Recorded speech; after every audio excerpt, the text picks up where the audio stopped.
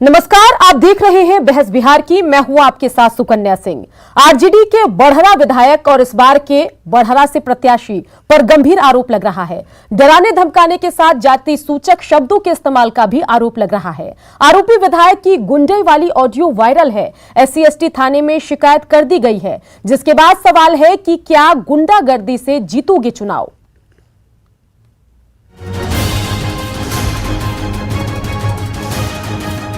गाली वाली दी है, धमकी के दिए, जाति वाति भी बोले। बात कर रहे थे, तुमको टंगवा के लाने में हमको टाइम लगेगा। अभी विधायक का पावर देखेगा।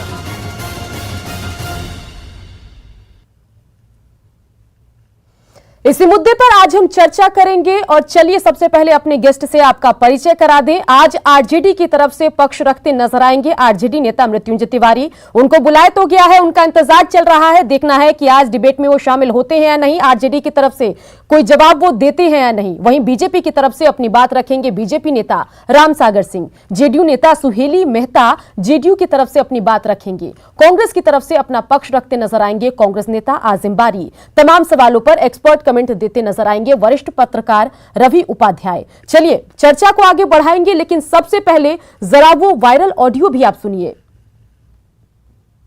बंटी जी बताइए, कल आप प्रेस कॉन्फ्रेंस में आए थे, वहाँ कोई दबाव था क्या? दबाव था। हम यहाँ से आए थे टीम में मंजी साहब के नॉमिनेशन में, उनके नॉमिनेशन से हम जा रहे थे, घर लौट ले रहे थे। मेरे साथ दो दोस्त भी था, तो दोस्त वो चले गए तो पार्टी में, जैसे बर्थडे था कोई लड़का का, उन लोग को मैं विदा कर दिया। इसके बाद हम जा रहे थे, उनके भगीना आनंद यादव और सरोज यादव के आदमी थे, वो हमको लेके चले गए अपने आवास पर। हेलो, क्या तुम विकास का ब्यौरा चाहिए तुमको? नहीं जी, हम तो आनंद से बात कर रहे थे जी। बात कर रहे थे, तुमको टंगवा के लाने में हमको टाइम लगेगा। अभी विधायक का पावर देखेगा। तुमको आंख नहीं है रे, दिखाई नहीं देता है तुमको? हम आपको मारेंगे जूता भी गाड़ी का बात करता है तुमको। तुम 2 दिन का लौंडा छोंडा तुम बात करता है रे। हाँ, तुमको विकास तुम लोगों को नहीं जानते हैं रे। तुम लोग मेरे चुनाव में कहाँ था, किसके साथ था, हमको नहीं पता है रे। तो हम नहीं जानते हैं रे तुम लोगों के बारे में। अम्बनिया नहीं है, पासवान है जात के। तो अच्छा ठीक है जी, ऐसे ही बात करते हैं हम आपसे। तो सुना आपने, पूरा बयान काफी लंबा है, वायरल ऑडियो काफी लंबा है, लेकिन उसमें गाली गलौज इतनी ज्यादा है, धमकाने की प्रक्रिया इतनी ज्यादा है कि वो हम आपको पूरा नहीं सुना सकते। जितनी हमने आपको सुनाई है उसमें शब्दों से ज्यादा बीप का इस्तेमाल करना पड़ रहा है, क्योंकि जो आरजेडी के विधायक और प्रत्याशी हैं इस बार के विधानसभा चुनाव के, वो लगातार गाली देते जा रहे हैं इस वायरल ऑडियो में। इसी पर आज हम चर्चा करेंगे। सवाल हमारा ये है कि क्या अब इस तरीके से चुनाव जीता जाएगा? इसी पर हमारे गेस्ट भी तमाम हमारे साथ जुड़ गए हैं। चलिए सबसे पहले सवाल लेते हैं, अब मृत्युंजय तिवारी भी हमारे साथ जुड़ गए हैं। मृत्युंजय तिवारी जी, चलिए वो आएंगे तो उनसे सवाल लेंगे, उम्मीद यह है कि वो जल्द से जल्द जुड़े। लेकिन उससे पहले रामसागर सिंह बीजेपी नेता भी हमारे साथ बने हुए हैं। रामसागर सिंह जी, ये जरा बताइए कि क्या इस तरीके के विधायक होते हैं जिनसे अगर आम लोग अपनी परेशानी को लेकर या किसी मुद्दे को लेकर बात करेंगे तो क्या ऐसी भाषा का इस्तेमाल होना चाहिए? अब इस तरह के लोगों का समाज जवाब देगी।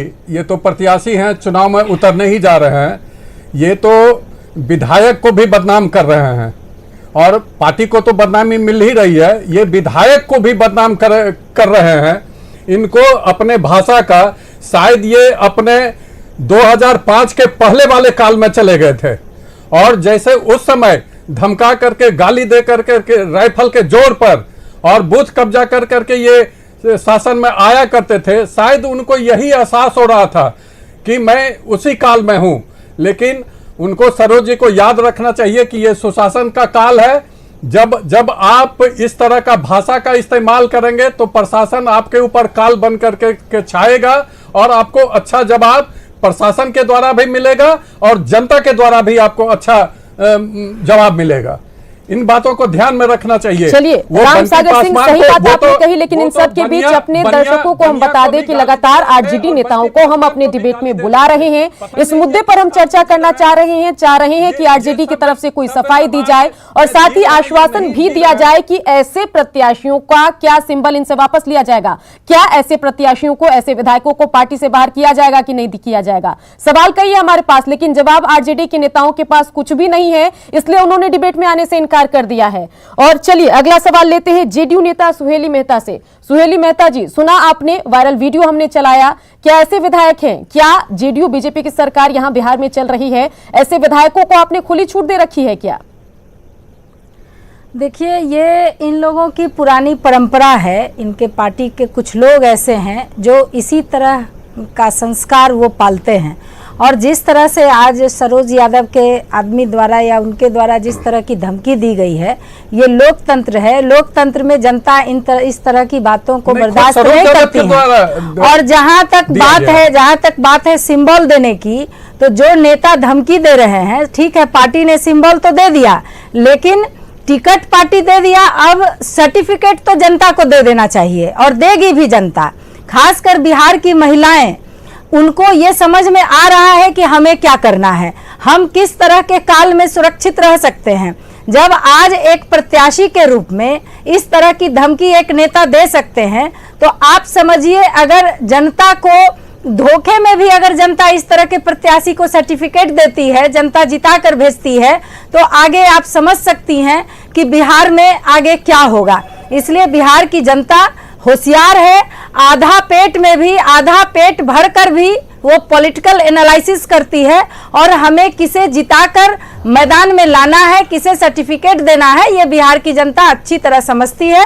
और इसी का प्रमाण हुआ कि अति हो जाने के बाद 2005 में आदरणीय नीतीश कुमार जी को मुख्यमंत्री के रूप में आजिम बारी भी हमारे साथ बने हुए हैं। आजिम बारी जी, किस तरह के लोगों को आपके सहयोगी आरजेडी वाले टिकट दे रहे हैं? क्या आरजेडी के विधायक बेखौफ हैं, या तेजस्वी यादव का संरक्षण मिला हुआ है ऐसे विधायकों को खुलेआम जो करना है कीजिए, कोई दिक्कत नहीं है?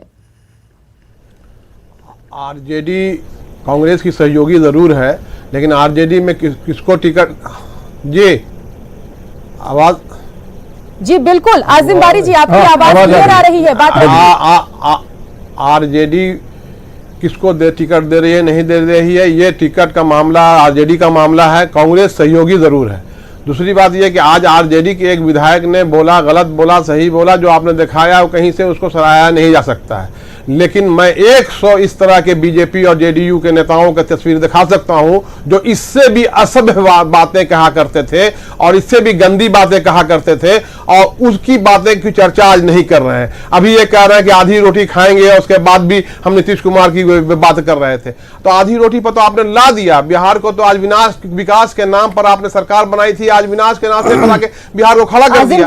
आज जहां विकास नहीं है, ऐसा ऑडियो टेप है, क्योंकि इस ऑडियो टेप की वजह से ये व्यक्ति जो है वो डरा सहमा हुआ है, और इसको डराकर प्रेस कॉन्फ्रेंस कराया जाता है, जिसमें कहवाया जाता है कि आप कहिए कि आपने कोई आरोप नहीं लगाया, आपको मेरे साथ सरोज यादव के साथ कोई समस्या नहीं है, और अगले दिन फिर ये व्यक्ति जो है एससी/एसटी थाने जाता है। सपोर्ट कर रहे हैं और आधा विरोध कर आधा रहे नहीं। हैं।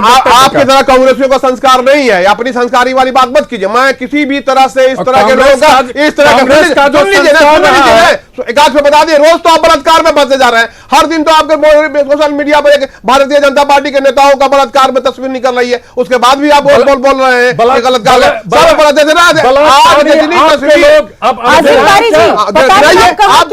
बातें कर रहे हैं, हम बिहार के एक अहम मुद्दे पर बातचीत कर रहे हैं।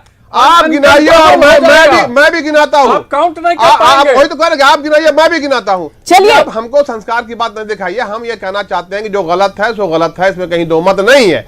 गलत किया है तो उनको सजा, जनता को सजा देनी चाहिए। लेकिन जो भारतीय जनता पार्टी और जेडीयू के नेता हो रहे हैं, बातें कर रहे हैं, गलत है, तभी तो आरजेडी के प्रवक्ता नदारद है, रोज देख रहे हैं, रोज देख रहे हैं। लेकिन आखिरी मौके पर उन्होंने आने से इनकार कर दिया। मत कीजिए, तो आप उस प्रमाण को लाइए सामने। और अभी कहा, बिल्कुल अभी कहा जा रहा था कि जनता फैसला करेगी। जनता तो फैसला की थी और आपने बीच में जनता के जो फैसले को आप विरोध करके तोड़ के सत्ता में चले। आपका संस्कार क्या है? जनता फैसला आपने जो जनता फैसला की थी उसका अपमान तो आप करके सरकार चला लिया और सरकार में लूटने का काम किया है, और उसके बाद आप ये बोल रहे हैं कि कांग्रेस कैसी है और आरजेडी में जेल आपके सहयोगी है। और पूरा अगर आज भ्रष्टाचारियों की डिबेट का कोई फायदा नहीं है। हमारे साथ रवि उपाध्याय सीनियर जर्नलिस्ट भी बने हुए हैं। रवि उपाध्याय जी, वायरल ऑडियो आपने भी सुना होगा, सुनने के बाद क्या लगा?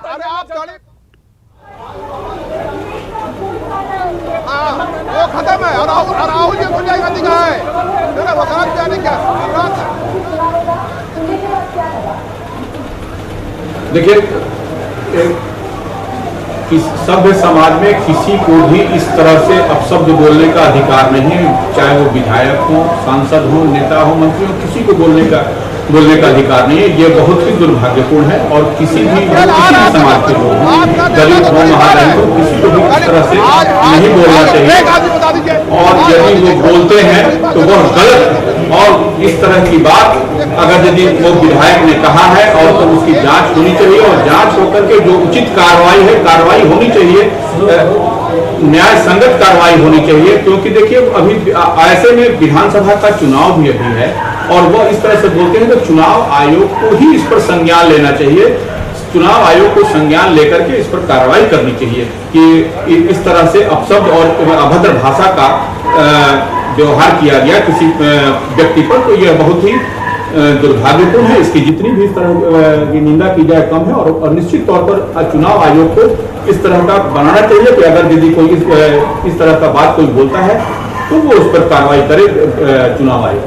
रवि उपाध्याय जी, इस व्यक्ति को डराया गया, धमकाया गया, जाति सूचक शब्दों का इस्तेमाल भी किया गया, और ये सब कुछ हुआ उस पार्टी के विधायक और प्रत्याशी के द्वारा जो खुद को सामाजिक न्याय के लिए सबसे बड़ी पार्टी कहते हैं। और बिहार में जो भी सामाजिक न्याय हुआ उसका क्रेडिट भी लालू प्रसाद यादव लेते हैं, आरजेडी लेते हैं, और कांग्रेस भी ये मानती है कि सामाजिक न्याय करने का अगर किसी ने काम किया है बिहार में तो वो आरजेडी ने, लालू यादव ने किया है, और उसके नेतागण, उसके विधायकगण जाति सूचक शब्दों का प्रयोग कर रहे हैं।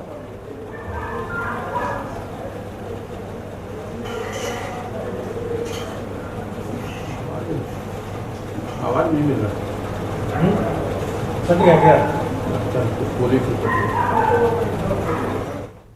आवाज नहीं मिल रही है, आवाज नहीं मिल रही है आपकी।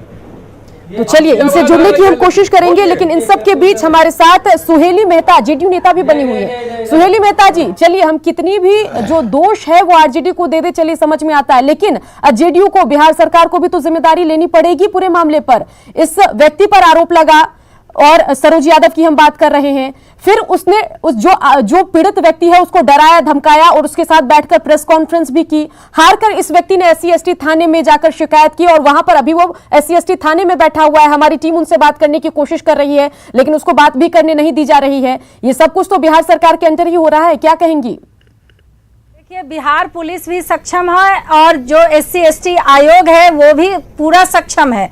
प्रक्रिया जरूर चल रही होगी, इस चीज को हम मानने को नहीं तैयार हैं कि वो SC/ST आयोग में बैठे हुए और उनकी बात नहीं ले रही होगी, वही प्रक्रिया चल रही होगी, इसलिए आपके सहयोगी से वो बात नहीं कर पा रहे हैं। यही तो विशेषता है बिहार के सुशासन की कि कोई भी अपराध होते हैं, किसी भी तरह की इस तरह के वारदात होते हैं तो तुरंत यहाँ की पुलिस कार्रवाई जरूर शुरू कर देती है। पत्रकार वहां मैडम पहुंचे हुए हैं, पत्रकार की बात हो रही है और आप कह रही होगी पत्रकार पहुंचा हुआ है, टीम पहुंची हुई है। आजमी बारी जी, आप बोल रहे थे तो हम नहीं बोल रहे थे, हम नहीं बोल रहे थे, हमको बोलने दीजिए। एकदम आप सही बोल रहे हैं, कैसे अच्छा हर वक्त पत्रकार से कैसे कोई बात करेगा? आप क्यों कह रही हैं? कोई पुलिस मुख्यालय में, कोई आयोग में बैठे हुए हैं, आयोग में बड़ा पुलिस एक्शन लेनी चाहिए थी। पत्रकार से क्यों बात करेगा? आपका संरक्षण है तो बता दीजिए। क्यों संरक्षण रहेगा? आप लोग जैसी थोड़ी पार्टी है।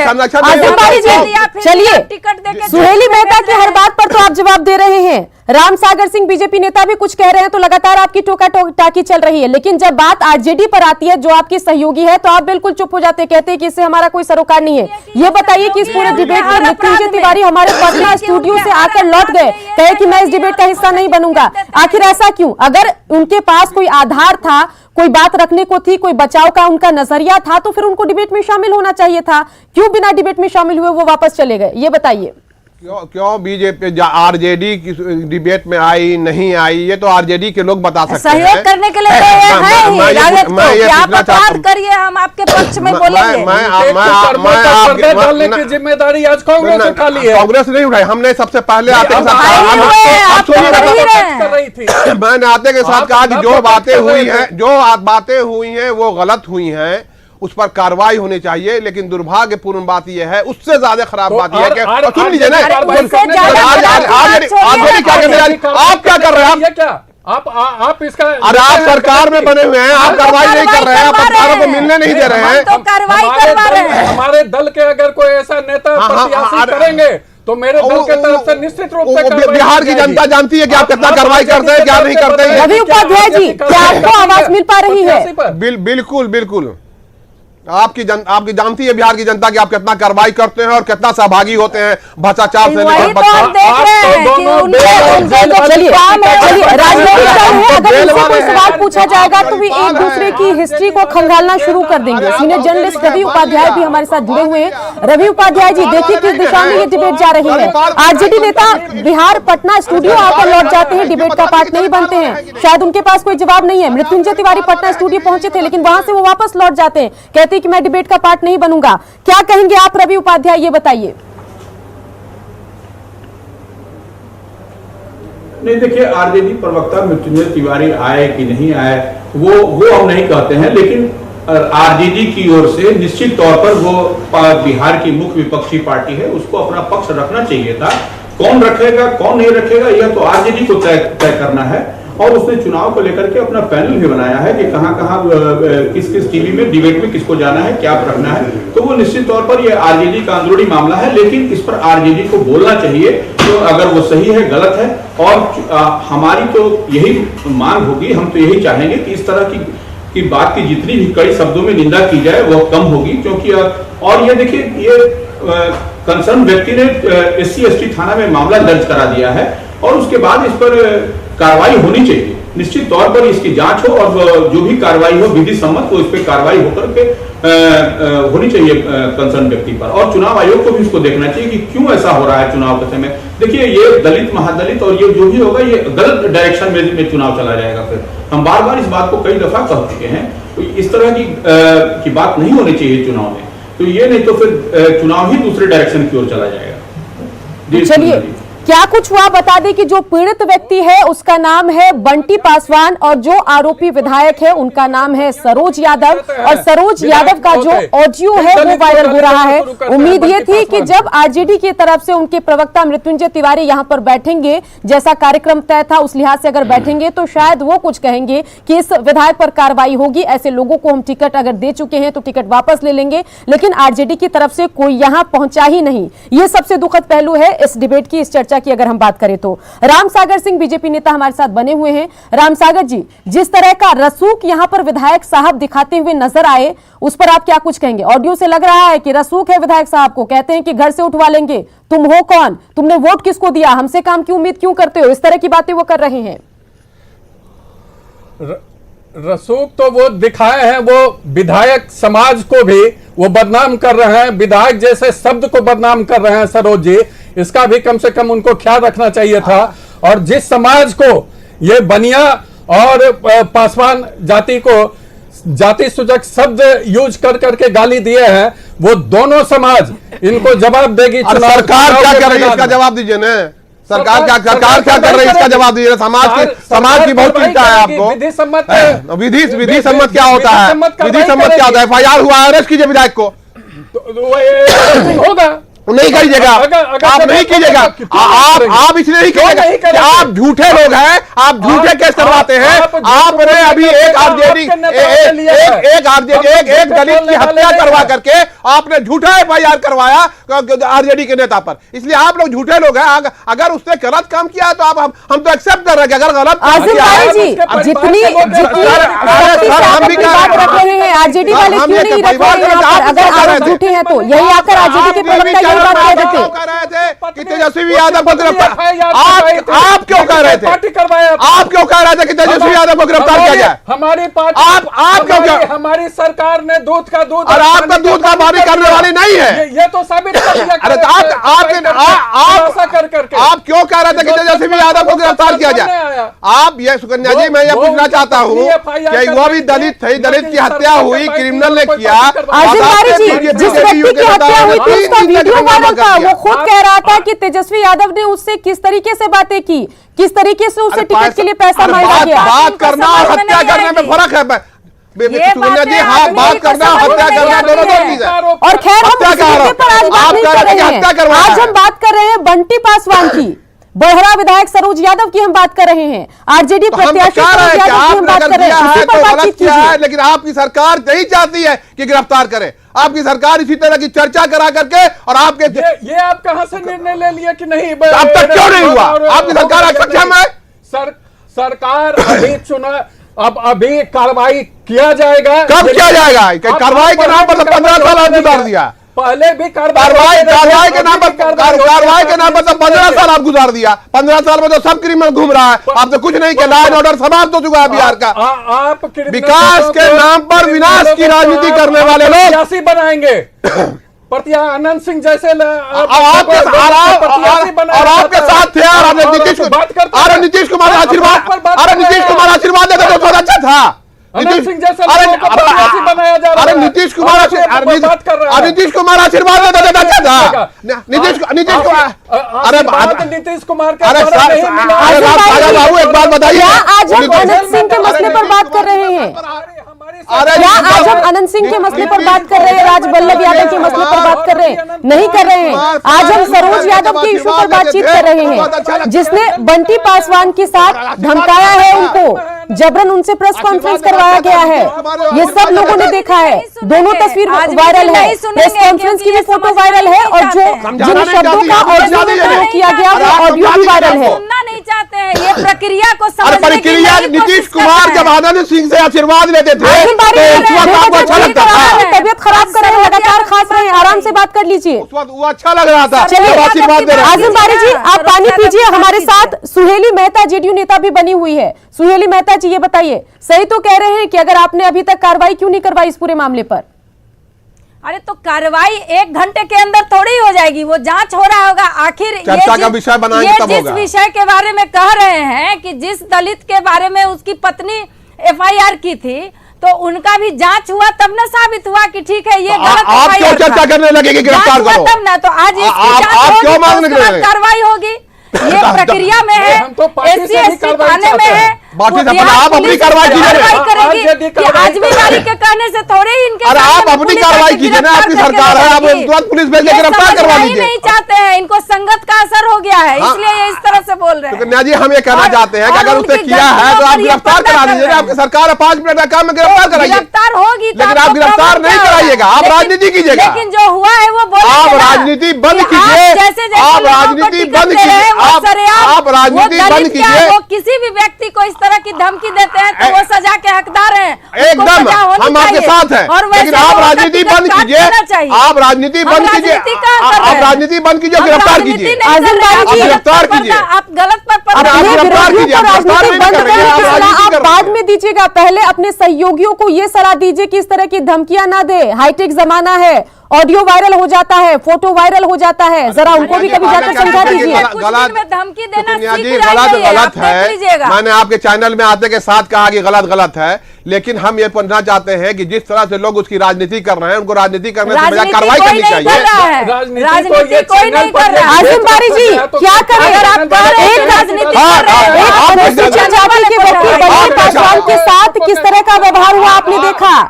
हमने खबर बहुत प्रमुखता से नहीं चलाई, उसके बाद उसको डरा धमका कर प्रेस कॉन्फ्रेंस करवा दिया जाता है, फिर पूरा मामला प्रकाश में आता है जब ये व्यक्ति जो है SC/ST थाने पहुंचते हैं, तब पूरे मामले का खुलासा होता है कि किस तरीके से लगातार इस व्यक्ति को डराया धमकाया जा रहा है। अभी भी वो व्यक्ति SC/ST थाने में बैठा है अपना घर परिवार छोड़कर। क्या आपको इस बातों में कोई गंभीरता नहीं दिखाई देती है? सिर्फ आपको राजनीति समझ आती है चुनावी साल में?